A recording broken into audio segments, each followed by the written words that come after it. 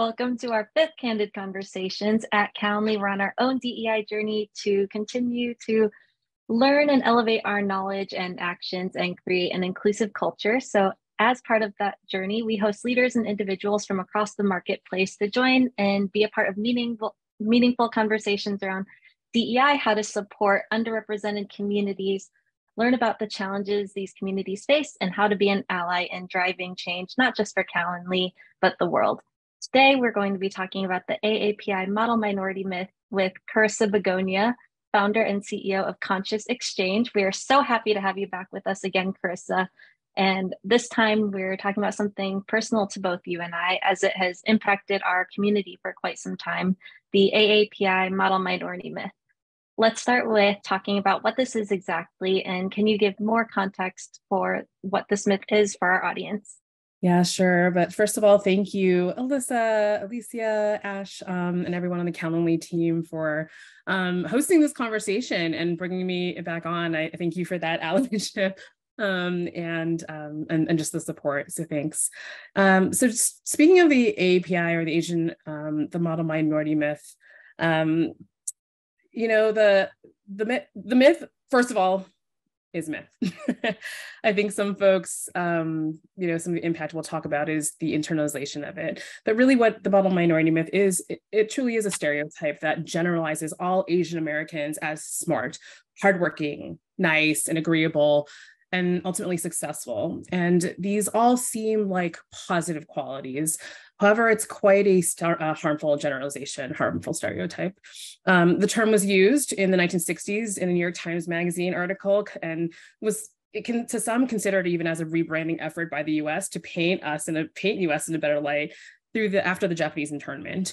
And it was especially used during the civil rights movement as an intentional strategy to pit Asians and Black Americans against each other by painting this false picture of the path to success, right? Arguing that Black Americans just pulled themselves up by their bootstraps like all the hardworking Asian Americans could, but ignoring the impact of centuries of systemic racism and enslavement, as well as the selective recruitment of Asian American immigrants to the US that has contributed to some of the Asian American success.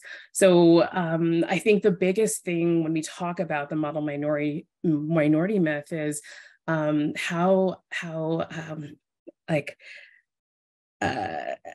difficult or how kind of insidious this myth is, both as something that is used as a systemic racial, like an intentional wedge, as well as something that's been internalized by other Asian Americans. And so the myth points the AAPI community as this polite, law-abiding group. How has this myth impacted how people outside of our AAPI community interact with those who are part of our community? Yeah, so I think the impact is that we can really feel that we are a wedge, both again as that internalization of racism, as well as through erasure. And so I wanted to highlight for y'all this status index report that was it's a 2023 report that was recently released by the Asian American Foundation, launch AAPI data, as well as the San Francisco State Asian American Research Initiative. And there's some just really interesting stats in there. And something that was shared, one of the particular, I think, interesting statistics in there that was shared is that white Americans see the status of Asian Americans as closer to themselves, while Asian Americans more so associate themselves as more closer to other people of color. And I think from conversations really with other Asian Americans is we deeply feel this, as a racialized group, we feel like we're often othered or in the middle, and that we've benefited from our proximity to whiteness, but also experience racism and discrimination because we're not actually white. Right. And I think from an internalized standpoint, it has left us with this feeling of just never being enough and questioning our role, even in our fight for social change, social justice. What are we able to say? What's our place? What's our space? And also really questioning some of the interventions that we can partake in, right? And so some of that more operational, strategic, systemic kind of impact is that we're not often looked at as racialized groups. I think we can be defined, depending who is defining us, we can be defined as white or not considered as people of color, right? And some folks and some, again, organizations will. And the impact of that, right? So for me, for example, as an entrepreneur, is that I'm excluded sometimes from Black and brown spaces. And there is a reason for that. And I believe in having those exclusive spaces for Black and brown folks. And I'm also excluded, right? And don't receive some of the funding, some of the interventions, some of the leadership development programs and such that other groups will have. And I think that's can be really damaging because, you know, one of the things that you miss when you are generalizing and grouping all Asian Americans together is the difference in poverty rates and income disparity that is experienced between the different racialized groups within this huge umbrella of what we define as Asian American. And so again, some of those the interventions and the funding and such for businesses is something that Asian Americans miss because again, we're not defined as Black and brown. And so I think, again, this issue that we experience are both this internalized feeling of not being enough, not knowing our place. And we'll have a lot of conversations with folks about people taking our culture and, you know, co-opting our different practices like yoga or meditation, and by the wellness and industrial complex, right? And yet dismissing our Eastern culture, our language, our accents, and making fun of our culture, right? And then on the other hand, also too, from a very systemic standpoint, excluding us from some of the narrative around discrimination, racism, and the support that we would get if we were considered, again, marginalized and racialized groups. So I think that definition is one way, or the lack of maybe a clear definition is one way that we have really suffered from by non-Asian identifying communities. Yeah, and Carissa, I know we've had a conversation about this before, but this reminds me of a stat you had shared with me before about a company highlighting that they were giving funds to marginalized groups, but the AAPI community was not represented in that. Can you remind me which one that was? Yeah, there was, I remember a few months ago, an article coming out about Amazon being very proud of their initiative to like diversity initiatives to support minoritized or businesses that marginalized businesses or marginalized communities. So they included in that, you know, Black founders, brown founders, women, LGBTQIA founders. And it was really interesting to me when I was reading this article. I was like, wait, where are the Asians? And I thought part of the issue or part of my question was like, one, was this intentional? And then two, who was missing? If not intentional, then two, who was missing from having a seat at this table to point that out? So either way, intentional or not, there was an impact. And I think the other part of this is, the other layer of this is, I don't know how many people noticed that, right? I don't know how many folks in my own, as other Asian identifying folks, paid attention and said, like, wait a minute, you know, is this a problem? And where was this even raised? And Amazon's not alone in that, right? I know other, especially within the tech sector, companies that, again, do not consider Asians as marginalized, as underrepresented, which in some cases we're not, right? It doesn't mean that we're lacking support or we don't need the support, especially when we're starting to look at representation, for example, which is what a lot of DEI initiatives want to look at and think about. Mm-hmm. Yeah, and I think, again, part of the model minority myth kind of points to our community being as this polite, law-abiding group, that there won't be pushback ever, or we won't speak up. And as a community, it's important that we feel empowered to do so and advocate for ourselves. In what way has this myth been a blocker or discouraging? Yeah, I think this is exactly where the model minority myth is internalized. And that's why I think it becomes even more insidious, and sometimes there's some systemic kind of issues that we've experienced because of the myth. One of them, one of the ways in which we internalize this is over-indexing on meritocracy and this belief that if you work hard, right, you'll be successful. And this internalization really came from initially, maybe our immigrant parents, many who are leaving for several reasons. Some are refugees, some for better lives for themselves and their families, and these opportunities to come, fulfill the American dream. But in conversations with my own family or my own parents, my mom, and particularly about this, and my aunt, they came in after the civil rights movement. So I'm like, Mom, didn't you experience this? Didn't you know anything about this? Because it was in the same time frame, right? And she said, we saw some things, but didn't quite understand or know. And so that was really eye-opening for me, in that, you read history, you start to think about what was going on at the time and why, say, our well-meaning immigrant parents subscribe to the model minority myth, right? Whether very intentionally or not.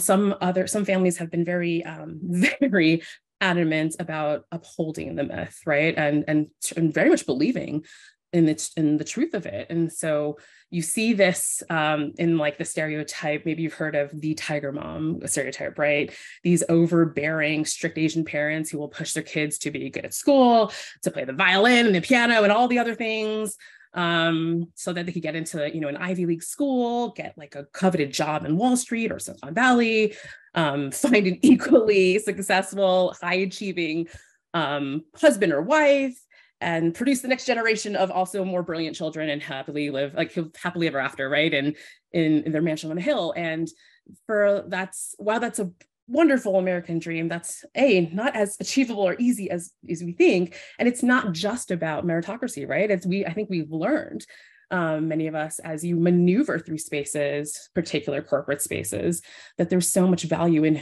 who you know, not just what you know. And when we're over-indexing on, right, that meritocracy, working hard, keeping your head down, which again, we've been taught by many of our well-meaning immigrant parents to do, that's somewhat led to, so much that focus has led to not understanding the importance of socializing, right? Of building network, where there's generations of network that, say, our white counterparts have had from being in the US forever, right? And that family generational, again, uplifting that they've been able to give each other, we've kind of not thought about the importance of that.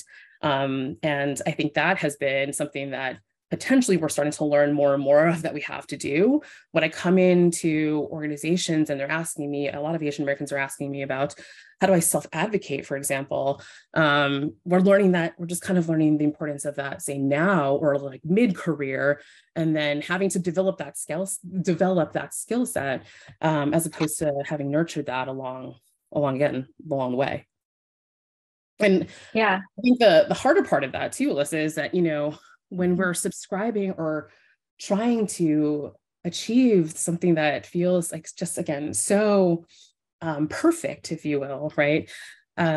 It's led to this continual feeling of not enough, rejection sometimes of our own cultures, because we don't see that enough, within our schools or in our communities.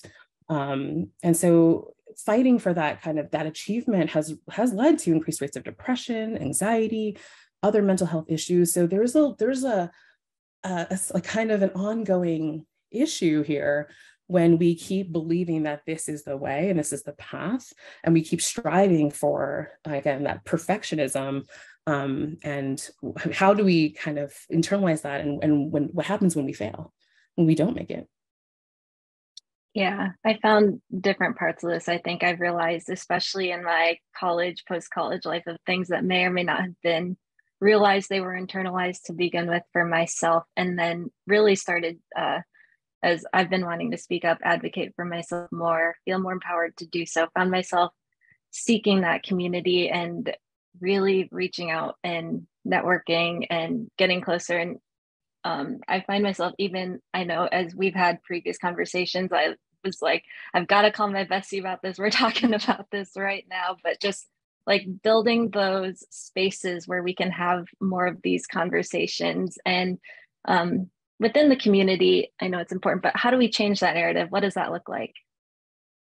I think the thing that you just said is about conversation, starting the conversation. And I know that sounds simple and basic, but we don't change things without these conversations, right? And when I say conversation, let me unpack that a little bit more. I think a conversation includes one, education, and understanding history, greater representation and what that could look like, both in media, workplace, and just and in other like leadership, say government, building community, right? We are much more able to galvanize or feel empowered when we have the support of community behind us, right? When we're validated by others who look like us.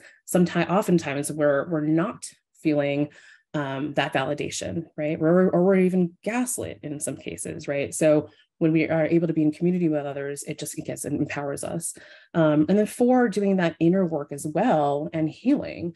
So I think a combination of those 4 things and having conversations around those 4 things is what is the baseline, is the starting point. And, one thing that I really encourage for us to even to have these conversations, right, is emotional intelligence. And, I talk about that a lot. I'm an emotional intelligence coach.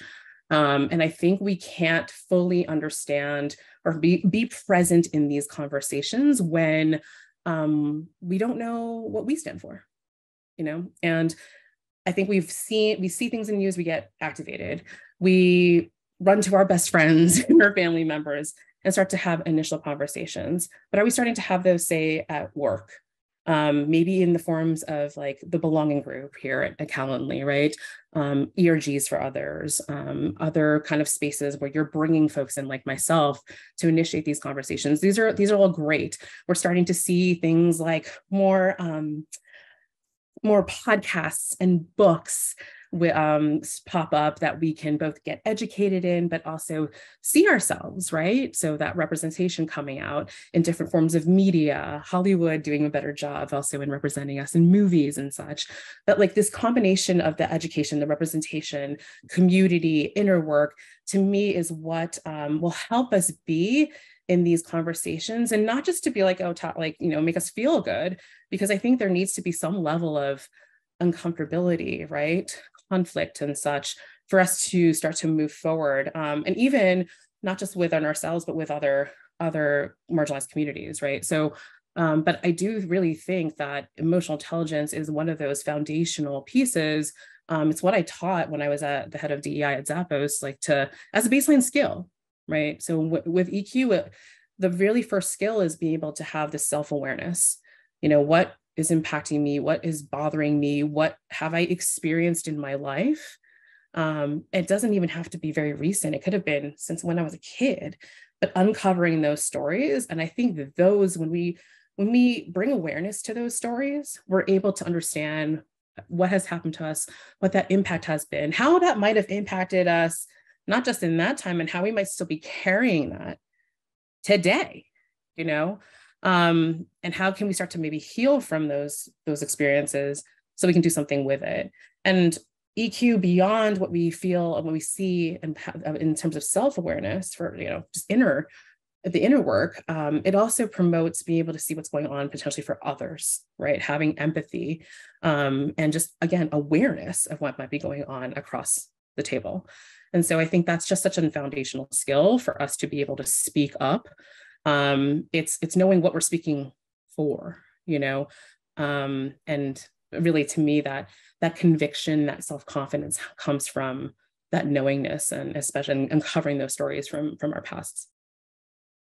Yeah, and I've found myself too, and taking time, knowing it's okay that after having conversations and continuing to have them, it's okay to take time to just self-reflect, take time to think about it in my own space as well, and really think about like the things that I want to say or share and continue to converse with. And I think moving forward for changing the narrative, we also need to talk about allyship and advocacy in this space. So as a community, we surely look and work to change that narrative, but we need support from other communities as well. So what does allyship and advocacy look like in support of debunking the AAPI model minority myth?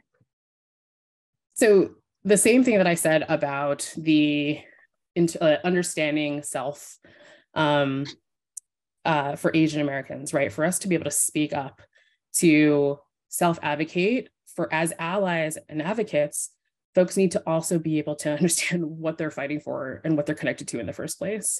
And I think that's what I find particularly interesting when I talk to allies and advocates is, why do you care? That's a big question I have. Like, what brings you to this conversation and to listen? And I really do think it, again, starts with what has happened to you and what is your potential connection to this cause, right? And there is commonality often in our causes or in our fears and our desires. And that, to me, again, is one major, I think, starting point for allyship. True allyship is because, frankly, especially for white allies, you can walk away from these conversations. That is a privilege that folks have that a lot of racialized folks do not, and so a lot of times when I've, even with like my coaching, executive coaching conversations, like why do you care? Like, what brings you here? And then it can lead you to the, what do we do next, right? And I think that what do we do next conversation can start when, for example, the status report that I was sharing with you, the status index, there's just so much information in there. And there's reports like this for all racialized groups, right? But speaking of the AAPI community, understand, like, going through some of these reports and seeing what the disparities are, understanding what we culturally do not know about, again, many different ethnicities that are labeled under API. I think it starts with even taking some of these reports and actually reading them, because they are available to us. So many times when I'm, again, coming into organizations, they're asking me, or they're so concerned about data, particularly tech spaces, right? I'm like, the data's out there. What do we need to prove to you? My question is, are we reading that data? Are we digesting it? And if we don't understand something, or something is shocking to us, are we having conversations with maybe folks of the API community, the different ethnicities that are represented in these reports, about what this means? So you have a better cultural understanding. So again, it's that education piece, but also paired with the emotional intelligence of why do I care? And then the third thing I'll say is a culture of being able to be in conversation and be in potentially difficult conversations, to hear things that we may not have been exposed to, so we may not believe, right? I don't understand, for example, again, the different layers of what it means to not feel like you belong as an Asian American, right? That might be just completely mind-blowing to some folks, of like, what do you mean? Like, you all have your group, right? Why wouldn't you feel like you belong there? It's deeper than that, right? Especially, again, with the many ethnicities and cultures that are represented under Asian American, we might not all feel the same. We don't all feel the same, right? And so being these difficult conversations that could be had, do we have a culture where that's allowed, or where we can actually have critical conversations and have dialogue, and not storm out of a room because we're upset? And I think the foundational skill set in that is listening skills, and just be able to sit here and say, okay, like, I hear that, I might not believe it, or I might not, might be something that's really news to me, but can I sit here and listen to your particular story, Alyssa? And just because you and I, for example, look similar, right? Where we come from and our life experiences have shaped us in very different ways. We might not have the same beliefs, and can we sit in a conversation, disagree, have a culture of being able to sit in conversation and disagree, and still be friends, or still at least have respect for one another. And I think that is something that, unfortunately, I don't know that we have a lot of these opportunities to be in dialogue with each other and talk about have these deeper conversations, right? So that, to me, is what's important for allies and advocates, is to know your story, do your own educate, like read your own reports, right? And then ask to be in these conversations, particularly with folks that you have relationships with, before you start going off and telling other folks what to do and how to do things, right? And really be able to sit there and listen. Yeah, and I think exactly what you mentioned too. It's just, I'm so glad that we're having this conversation today, that we have the space to be able to do so around the model minority myth. But what happens after this conversation? How do we get to deeper conversations for more intentional impact? Like I was saying, like we don't get to deeper conversations without deeper connection, right? And so I'm curious for a lot of organizations, because as we're developing culture, right? Are we able to go into, or have that culture be created where we actually have relationships with each other? We're not just transactional colleagues, I remember, so when I was at Zappos, we had an organizational structure that was working to flatten the hierarchies, and divesting from these hierarchies. And while it was an imperfect, structure, I would say that one beautiful things that Zappos encouraged was connection with anyone. So there was a culture of being able to have coffee dates with the CEO, right? Like anyone in the C-suite, anyone. And you just really had to email the EA and they would schedule it, right? I've never experienced that in any other company where, they just didn't hold this leadership team to such, put them on such a pedestal that we couldn't access them, right? So I think that was such a beautiful thing about Zappos. And I know from our conversations too, Alyssa, you've said that the Calendly has this wonderful culture of being able to meet others. I think you use the system called Donut, right, through Slack, Yeah. that encourages employees to connect one-on-one, right? And first of all, I think, that's a great model for other companies listening to implement something like that, right? Especially because your team is 100% remote. So one, do you have a culture of even be able to create connection and support people in those connections? Because that's not a typical, I think, thing that, we say we want friends at work, right? But are we putting in these different processes, say, to encourage that and help people along? Because too often we'll be focused so much on the work we have to do that we are not necessarily encouraged to go take some time, company time, to go meet other folks. So I think one, can you set up a culture in your organization to be able to do that? And again, processes, systems and such that encourage that, and even facilitate it. That's the extra kind of step. And then, once you're kind of working towards this culture of belonging, culture of connection, also potentially training like EQ and such, or around psychological safety and such, that again creates that environment for the conversations that eventually we need to have, right? If we really want to see change, if we really want to go from, a 30-minute candid conversation to something that you're really going to see as an impact internally, right? And I think that next part is looking at something like that status report, that status index, and talking about these eye-opening statistics, talking about like the things that you're learning from each other, things that you don't understand.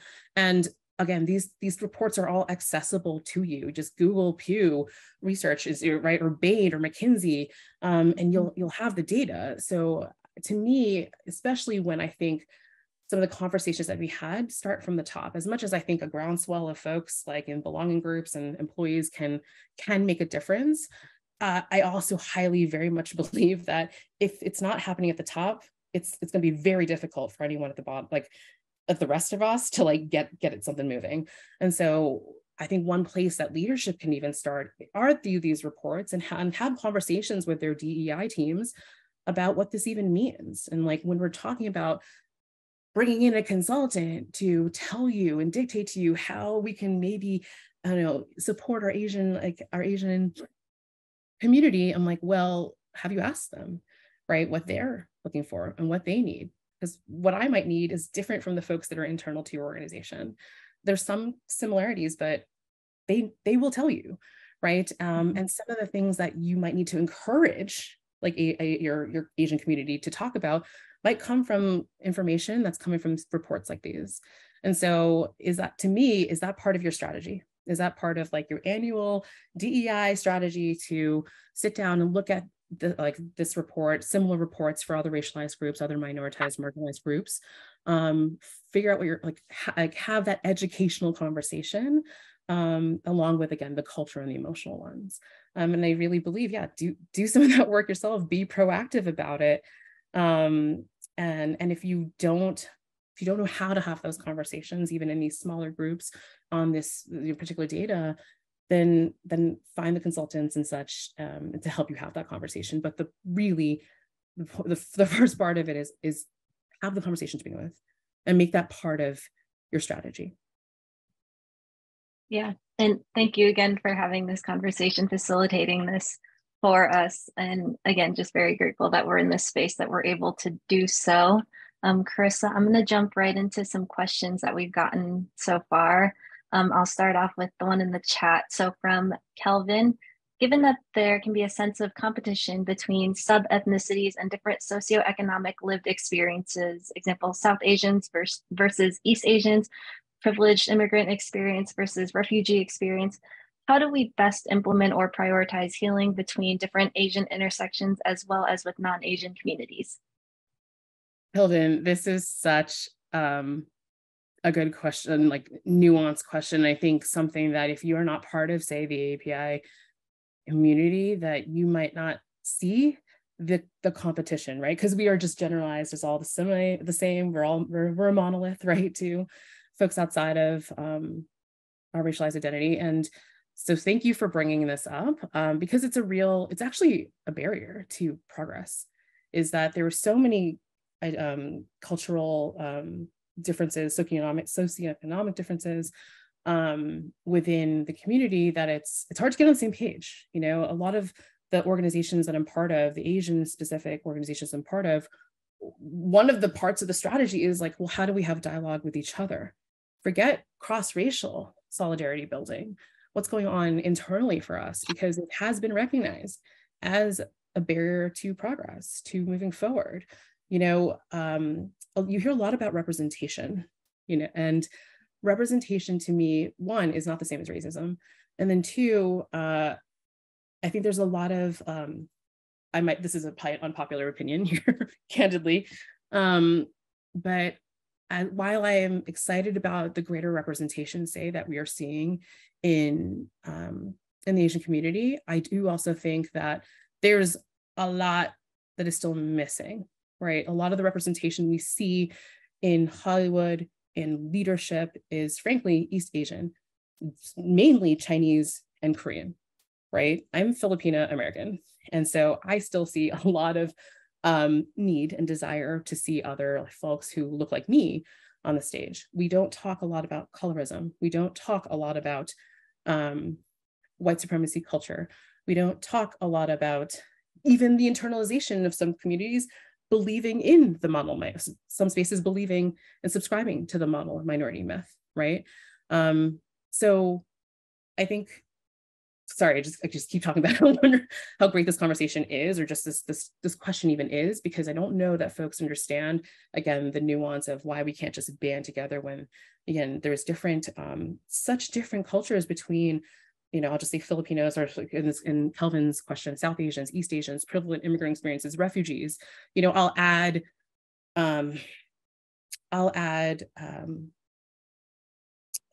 what's it called? Asians, adoptees, right? That's another subculture and a group of folks who also feel different or feel othered within even just the Asian community. So to your question of how do we best implement or prioritize healing between different Asian intersections, I think it's finding ourselves in spaces where we can actually even have, again, the conversation. I know it sounds so simple, but frankly, one of the disappointing things I've seen is that there's not enough of this like frank dialogue happening, that we are still very surface level. We are just talking about what is the model minority. I'm like, don't we know what this is yet? Like, it's been a few years where this has been very prominent conversation, right? And I'm speaking to just my Asian community even, right? And so I think what brings you into the space, as frustrating sometimes or as it could be, to continue to keep going and learning and building relationships. Because again, even when I might be in spaces where I'm frustrated, I always inevitably still also meet an ally or meet someone who is on the same page with me, and new magic can happen. So I don't know if there's a prioritization necessarily of healing between. I think all of these things can be happening at the same time: cross-racial solidarity building, cross-racial or healing between the different Asian identities, ethnicities, also the intersectionality of Asians, right? Like that's also, we've talked about it again in the spaces I've been part of, the conversations missing, the dialogues missing around folks with disabilities, right? Again, the LGBTQIA community. And so I unfortunately say, it's again, simple answer is like the first thing we need to do is actually be there, be in a space where we can be in dialogue. It's nothing, what's not going to happen if we're just kind of absorbing this information, reading the books, listening to the podcasts, scrolling through Instagram, right? There's a lot more of that than there was before. And while that is wonderful, I'm always asking, like, when are we going to be in conversation? And then when are we going to be in deeper, really, ultimately, when are we going to be in deeper conversation? And frankly, I wish I could say, Kelvin, we were at a place where we were able to go deeper. But I think some of that also, the initial part we can do is the self-healing. You know, I think I see a lot more spaces too that are creating opportunities for conversations just for our own internalized racism, right? Our mental health, reclaiming our cultures, the different potential cultures that have been either co-opted but also colonized over time. So I think get into those different groups and different communities, find them, and once you find them, try to stay, right? Again, as potentially frustrating as it might be, because we think we should be better, we think we should be farther along, we think we should be more understanding of because we look similar, right? There's so much difference, and I think even just that awareness is something that's relatively newer for folks to maybe admit, but also really, again, be in dialogue with. Yeah, and Carissa, we've got another question here from Stephanie. The approach of using the AAP NHI community as a wedge against other communities of color was highlighted with the recent news on Florida's mandate to teach Asian American history. How do you keep folks focused on changing systems versus pitting communities of color against each other? Ooh, yeah, thank you for Stephanie, was it? For this question as well. There's a lot of, I say, controversy, even again within the Asian community, about the wins in terms of getting the bill to be able to teach Asian American history within schools. I think some of the maybe potential kind of nuances you're pointing out there are, one, in Florida in particular, where we have this win for Asian Americans, the histories of like Black American history is also being attacked, right? So I think that's one kind of issue, right, that's coming up. And then two, just within within the bill, that's one, how are we teaching Asian American history and what's included, right? There isn't a lot of standards or a lot of parameters on what to include and how to do it. You know, so that's, you know, in the education spaces, Asian American education spaces that I've been meeting with leaders in, that's kind of their kind of fear or worry of, well, what does this actually mean? Then how is this going to get implemented? So all that to say, I think, can you repeat, Alyssa, the question that Stephanie actually had though for it? Just wanted to give some people some context about what this, what was passed. Yeah, so the question is, how do you keep folks focused on changing systems versus pitting communities of color against each other? I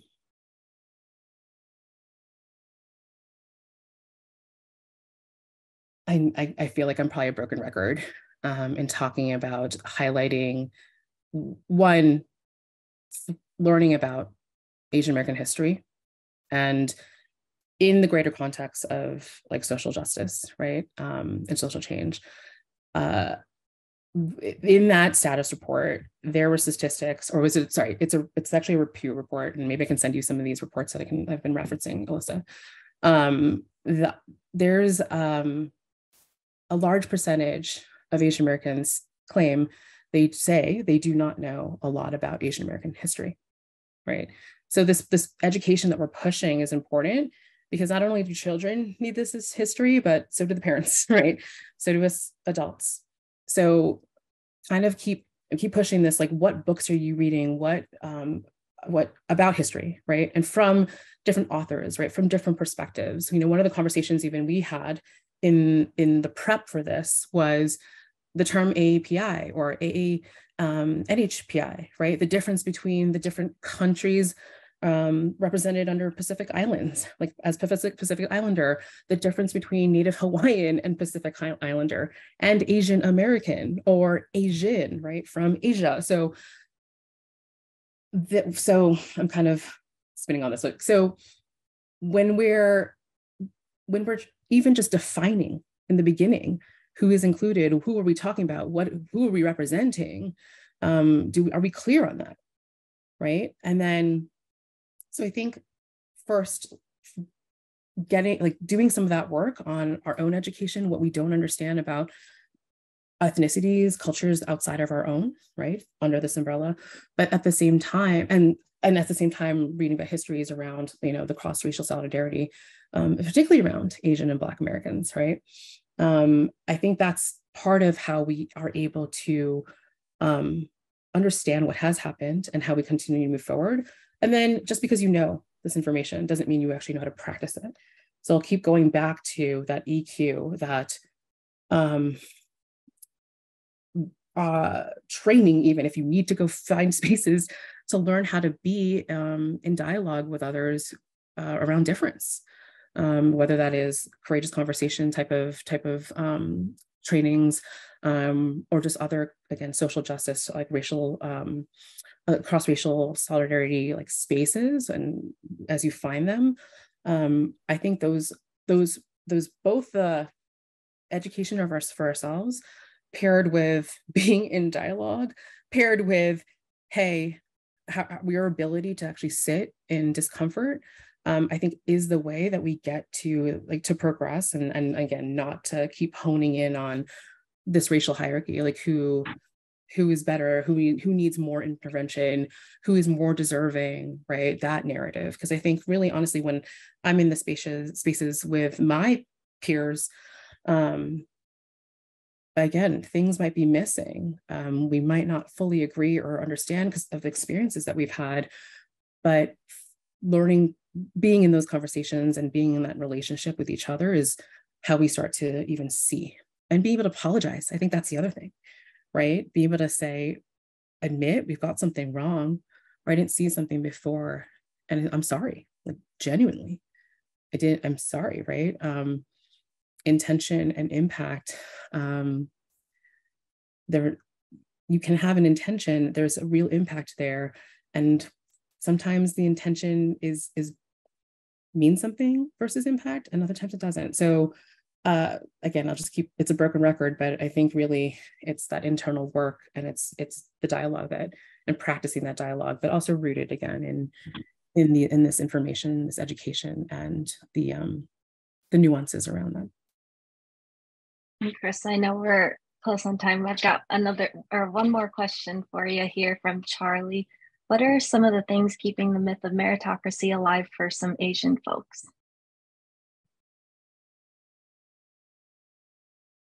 I think it's part of the narrative that we keep pushing, more of an American narrative of individualism, of success looks like billionaire status, right? Independence.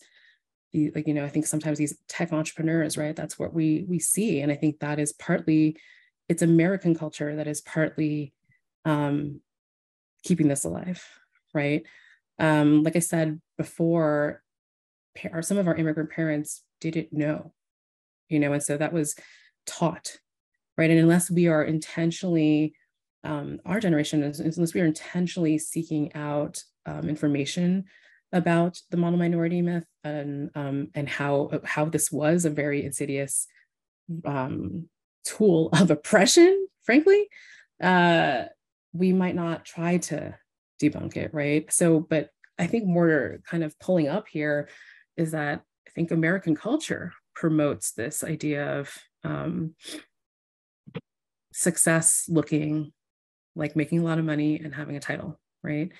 And where we introduce ourselves by where do we work or where we work, and we qualify ourselves by how much money we make, right? And so I think that is a culture that partly contributes to it. Now, as Asian Americans, what we can maybe lean on is some of our Eastern, more collective cultures to remember, like, again, that family and this interconnectedness that we have, the support that we need to give each other, and really the contributions we make through each other to greater society. So I think it's partly debunking both the myth, again, through education and such, through expanding our communities, our bubbles, our getting outside of our bubbles, meeting other folks who might not think like us, and to challenge also this myth and this very Western like identity culture of like independence and me over we, and then being, again, learning more about the cultures that we come from, and again that interconnectedness and that community, how critical and essential that was as part of our home cultures. Well, thank you, Carissa, and thank you to the folks who submitted their questions for us. And I know this is just starting the conversation, but hope that it facilitates further conversations. Encourage folks to keep having them. Like Carissa mentioned, there's so many resources and stats out there that are out there for us to be able to find, to read, to share. So please continue to do so. And thank you again, Carissa, for helping us with this workshop today. Any last closing, I guess, statement from you, or anything you'd like to share before we finish up? Yeah, I'll just be very honest that, my feeling as I'm walking away from this is that it feels still very surface level, right? That we're still talking about the model minority myth, for example. And I do think this topic is important, but let's get to the nuances of, a lot what Kelvin and Stephanie and Charlie had asked. I think those are the deeper questions that I think in small groups we can begin to unpack, build relationships with each other, and then come up with solutions around them, So I want to kind of share, like, don't dismiss the importance of these conversations, this dialogue that started. And even if you are at the surface level or needs to bring fun into this, we can't get serious and deep right away. That's okay, but start, and there's, again, plenty of reports and data out there to bring with you to initiate these conversations. There's plenty of people out there like myself who can help you have the conversations. There are emerging community and spaces for Asian Americans to be in dialogue.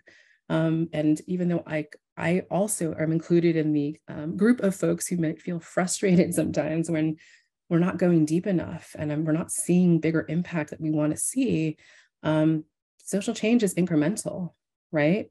And those little changes can lead to bigger ones. And so stay in it, find your besties that you can continue to be in dialogue with, that you trust. Because I do believe in that kind of web of folks, right, of your network that eventually will connect you to the right people, and get the ball rolling on things, right? But that does require us, even in small ways, even with smaller groups, for us to initiate that, to go to have the dialogue, and then to stay in those communities so you can actually make that impact. So hopefully it's encouraging, and I feel the frustration potentially that you might all feel. And I think what keeps me in it still is knowing what I am fighting for, who I'm fighting for. And frankly, that's that little girl, the little little Carissa from years ago, who was made to feel othered and different, and embarrassed and not enough. And that is what I keep continuing to fight for, is little Carissa, and in the future Carissas, and other little ones ahead of us that are coming. Thank you so much, Carissa, again for joining us for this 5th Candid Conversation. And I will leave it there. Bye. Thank you.